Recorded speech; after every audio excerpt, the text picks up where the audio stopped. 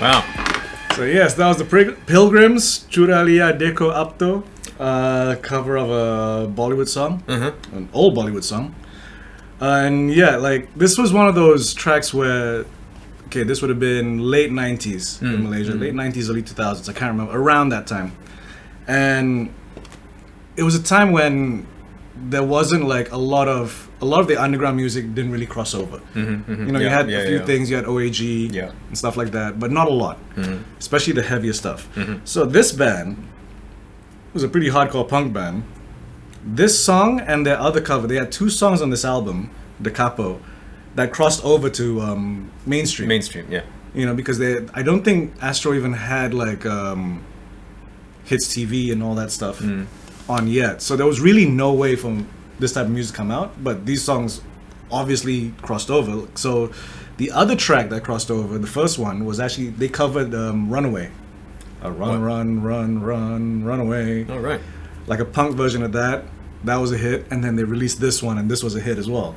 It's a shame that none of the original tracks from the album crossed over as well. But yeah, so it was one of those rare instances where like punk just creeped into the mainstream for a bit. You know, which is always fun because that's always usually how like people like, what is this band? And then just suddenly like hopefully go down a rabbit hole.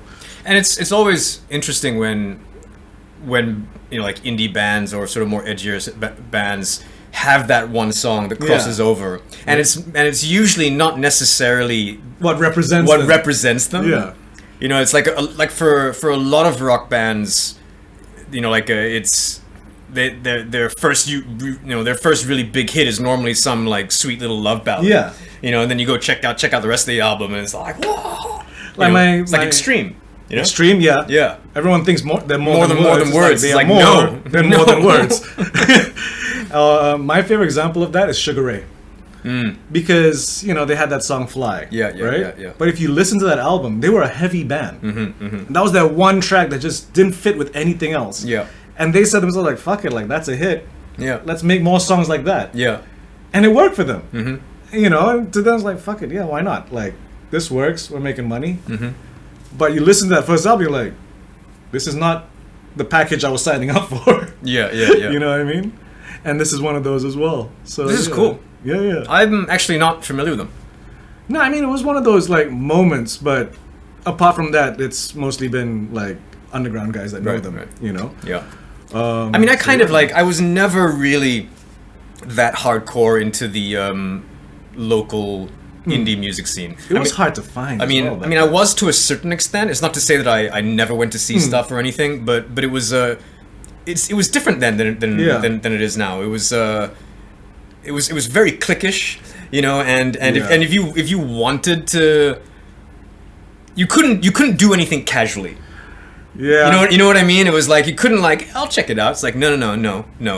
Dude, like, believe me, I was in it and I found it insanely cliquish. Yeah. And so for someone who wasn't really a musician, who was just like maybe a little curious, might want to check it out, you know, like daunting. It was a little bit daunting. Like I'd go to some shows, not many. I want to make that very clear. And it was just very, very clear that these weren't fucking tourist.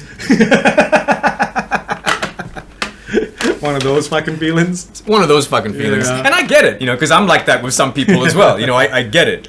But sometimes you take for granted, like maybe you might need a little bit of gentleness in order to exactly to give people an opportunity to see if they like it. Yeah.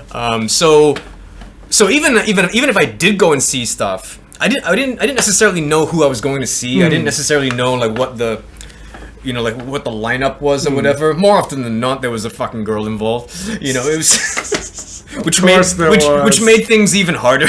Because then you gotta like get along with her fucking friends, and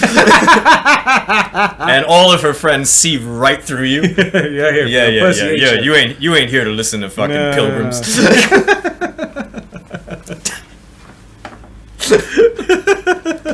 Huh? Go back and listen to Bon Jovi, lah, you fucker. They know. I mean, some scenes still are kind of cliquish.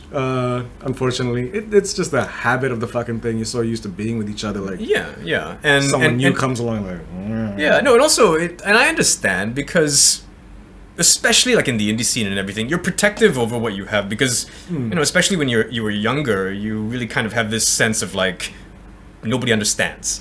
And also, also over here as well, there is also that sense of, there's a very real sense of you don't know how hard we fought to have this because of all the legal and police bullshit that happens, which is now happening again. You know?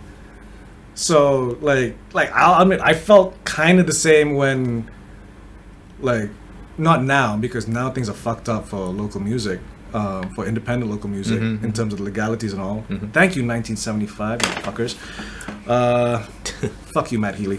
But a couple years back, pre-pandemic, it was really opening up and, influences all going to these things and it's a little bit more publicly accepted. I'm just there like, fuck you have no idea what kind of bullshit we went through to fucking put on a show.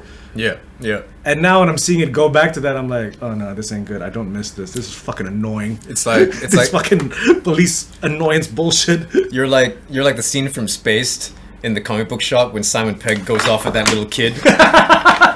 It's like, you don't know. You weren't there at the beginning. How important it was. This is it for you. Some trumped up excuse for a toy advert. That's exactly it. Yeah, but that's exactly how you feel. It's like, fuck you. You didn't go through what we went through. We paved the way for you fucking assholes to just waltz in and be like, indie. And I know there are some motherfuckers out there probably thinking about me exactly the same way. Oh yeah. And me too. So, fuck it. Somebody came before me, someone's gonna come after. There you go. It's gonna happen. What are you gonna do? It's gonna happen. We're too old to give a fuck anymore. I'll always kind of give a fuck. Just a little bit. So I see what you picked for weird and I'm so looking forward to it. Yeah, last episode we this came up and I'm just like, well, done deal. Yeah.